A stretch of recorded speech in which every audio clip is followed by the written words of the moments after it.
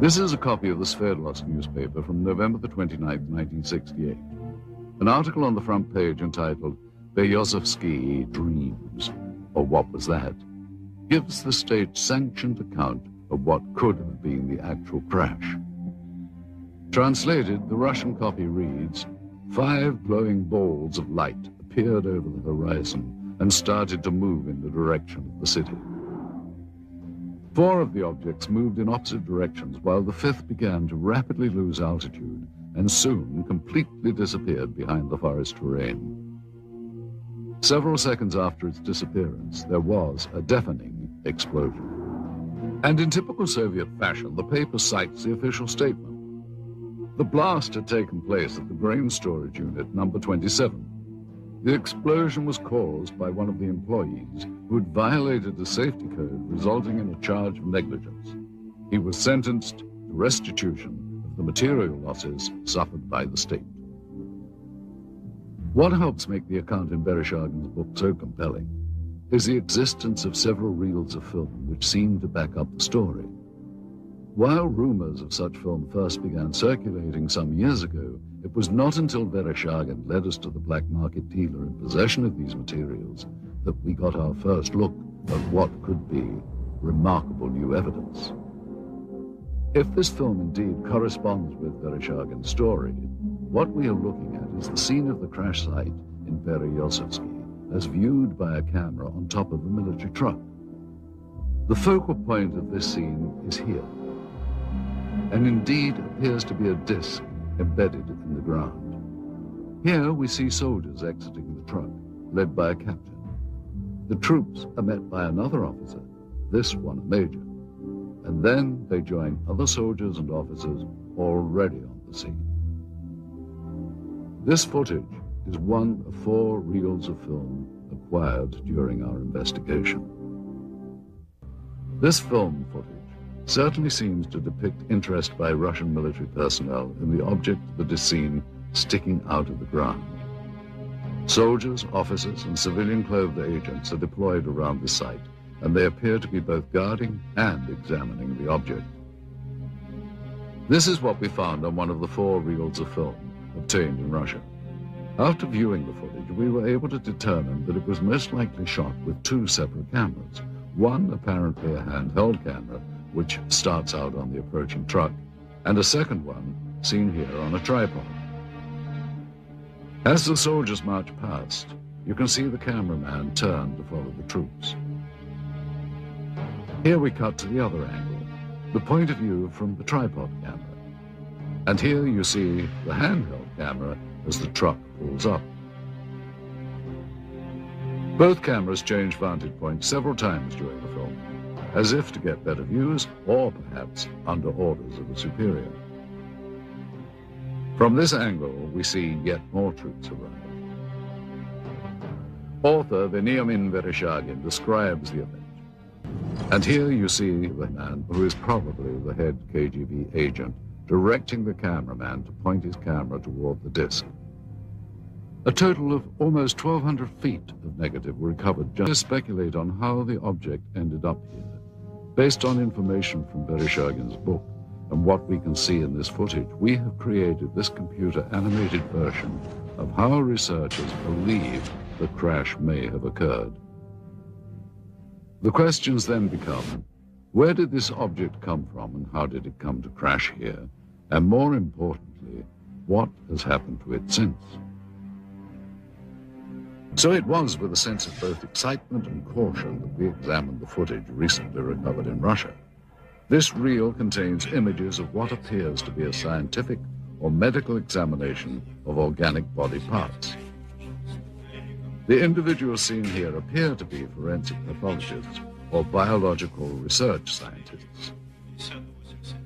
Speaking in Russian, they are seen inspecting the specimen, the leader of the procedure describing his actions and the measurements they are taking. After several minutes of this, there is a change in camera angles.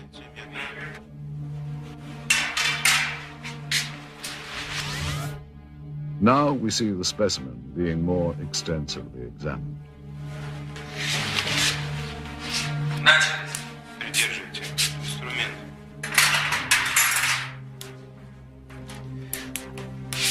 Ткани разрезаются тяжело.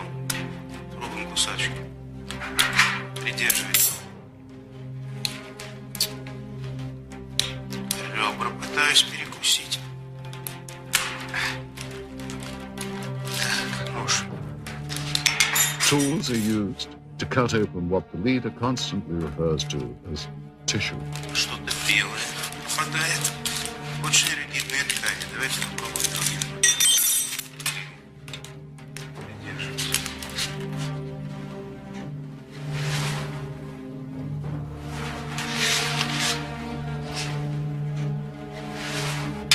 Вы не оцените вот этот вот лоскут. Инструмент. Нет, пинцет. He also describes parts that are removed as resembling various organs. Записывайте, достаем внутренние органы, надрезаем похожую на клетчатку внутреннюю ткань. The camera angle changes again. And finally, the scientists are seen posing for the camera, holding up various samples of the dissection. If this footage is authentic, it represents one of the greatest scientific discoveries of all time. One must wonder where this film was shot and what happened to the specimen seen. If this is footage of a genuine scientific examination, what happened to the results? What did the Soviets learn, and what have they done with that knowledge? Did agents of the KGB have reason to keep this secret for so many years? Certainly there are more questions here than answers. Case in point, the intriguing film footage we had acquired. Proof, some say, of alien visitation. Being that this material is of such sensational nature, we had many questions regarding its history. Little information was provided us by the black market dealer from whom the film was purchased. It is likely that such materials were kept stored in a holding facility, a vault located beneath KGB headquarters perhaps, reserved only for those with the highest level of security clearance. This former agent was able to confirm interest not only in the 1968 crash near Berezovsky, but in other Soviet attempts to recover UFO documentation and technology. Alien reverse engineering. If the Russians had in fact recovered an extraterrestrial vehicle, as they seem to be doing in this footage, they no doubt would have wanted to benefit from its technology. And the kicker is, the fact that you get troops out there and a cameraman doesn't necessarily mean it's a flying saucer. We need to be a little cautious about jumping to conclusions. Now, I think that film is worth a detailed investigation. Those things cost a lot of money, actually, to go over it. You have different specialists looking at it. You know, are the uniforms correct for the time frame? Is the film actually made in the Soviet Union? We asked Russian film expert Sergei Goncharov to examine the film for its authenticity. He first explained the background of the film cans. And this is the name of the factory that manufactures the motion picture film in the city of Pereslavl. This is the type of film type A2, which is the emulsion. After Sergei examined the cans, he felt that they were authentic and consistent with the area and time period from which they had allegedly come. Now that we've looked at the cans, the next thing to do was to actually find out if the film itself had any markings on it. Okay, in the very beginning of the film, we have this word, which in Russian says начало, or the beginning, or the start. Now, the next bit of information are these two items. M-A-R-T, Mart, which is the month of March, 1969, letter G for year. So the year of 1969, the month of March. Okay, then we have the two bits of information which says plyonka number 267. Plyonka in Russian means emulsion or film. could denote the reel, the roll, or batch, and this, of course, is the number. The next thing we see is this bit of information. Совершенно секретно, top secret archive of the KGB logo and the word archive of the KGB. Finally, Sergei Goncharov compared the markings on the film itself to what was printed on the cans. As you notice right here on the edge of the negative, we have the word безопасная пленка, meaning safety film, and type A2 or type A2, which is exactly the information that you have on a can. Next, we showed the film to Russian researcher Paul Stonehill. The colors of the film, the quality, soldier uniforms. Somebody would have to go into special, to make a special effort to make a film that feels like something that was made in 1960s. I've seen a lot of films made in the 1960s, and this film here is almost of the same quality.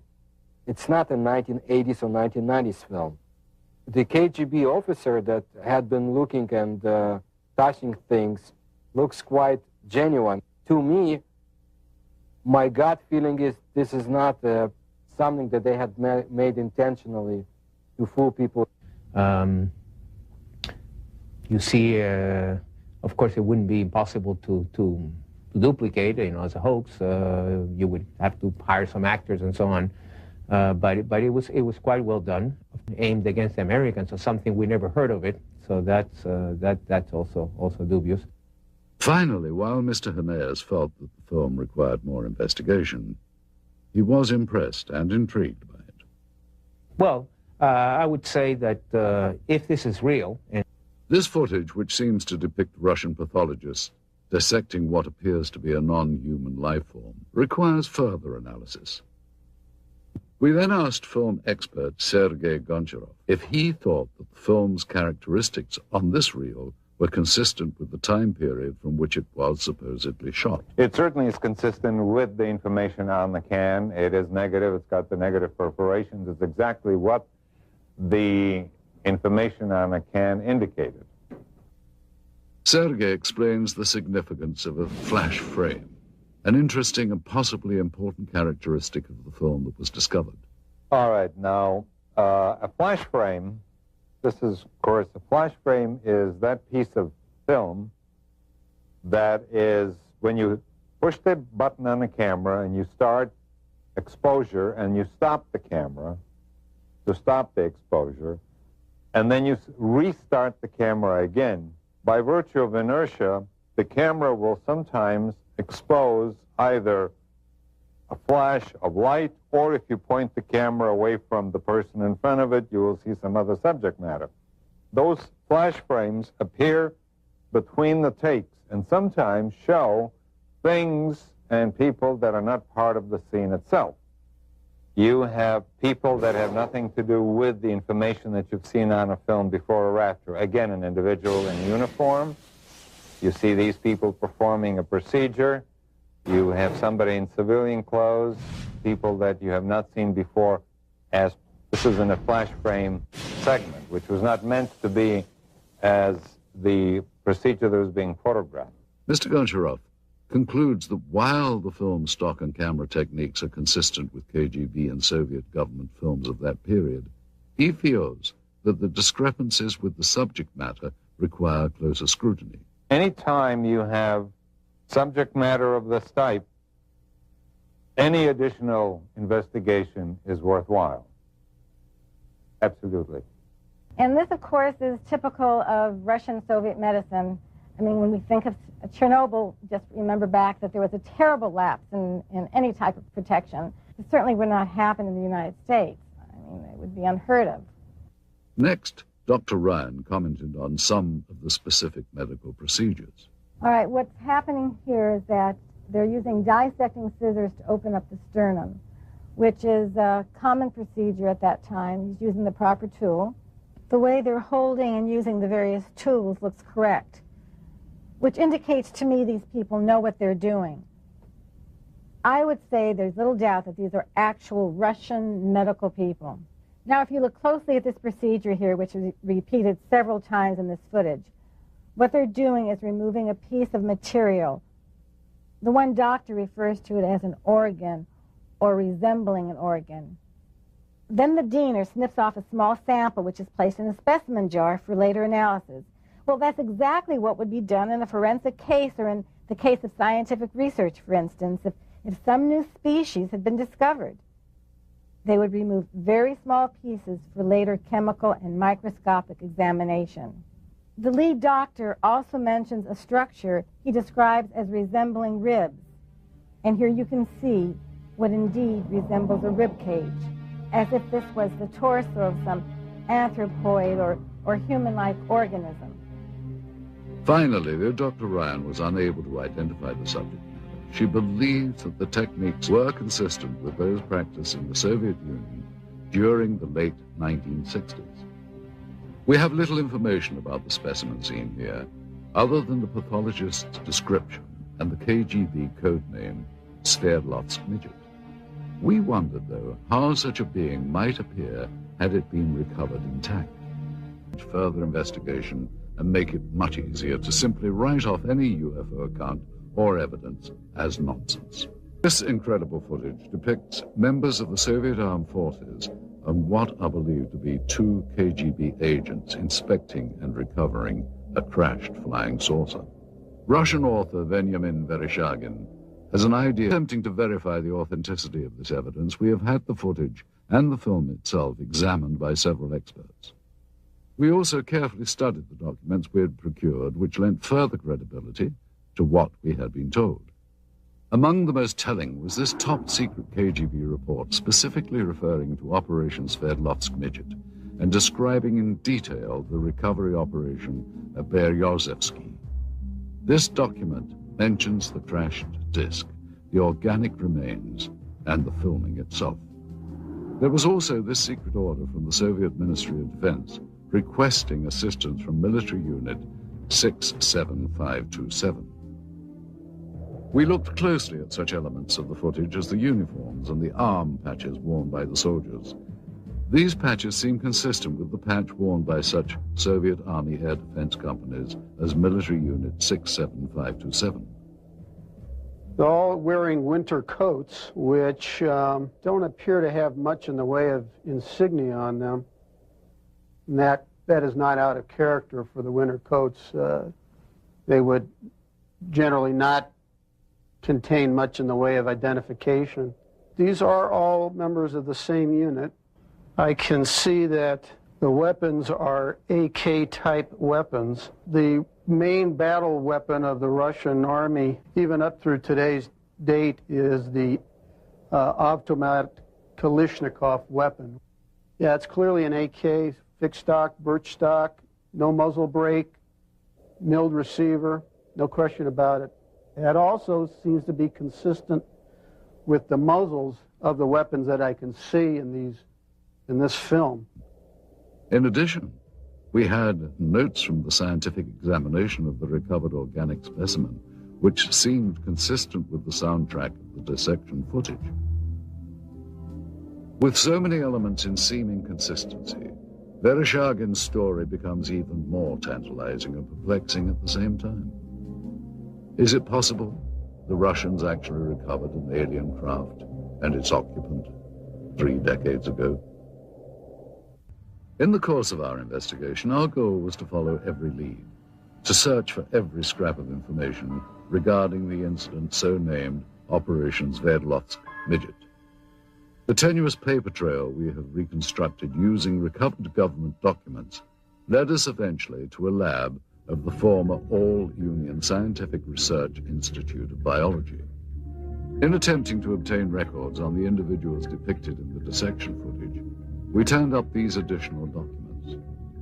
3 death certificates, all dated March the 24th, 1969, within a week after records indicate the examination was performed. Cause of death for all 3, cerebral hemorrhage. Dr. Ryan told us that the odds of this occurring naturally are next to 0. The former state-run institute is now a private teaching center known as the Moscow Medical Institute. That this is the same facility as seen in the film footage becomes obvious with a comparison of such fixtures as the stonework tables and the distinctive tiling on the floors. Indeed, many questions about the film footage and the alleged Operation Sverdlovsk Midget remain unanswered. Any extraordinary find, such as the apparent filmed record of a crashed spacecraft, or of what appears to be scientists examining parts of an alien life form, require further analysis. Yet it seems incredible that so many elements of this story from so many diverse sources appear consistent. The original account as told by researchers and witnesses, the recovered documents, and of course, the film. Thank you for joining us.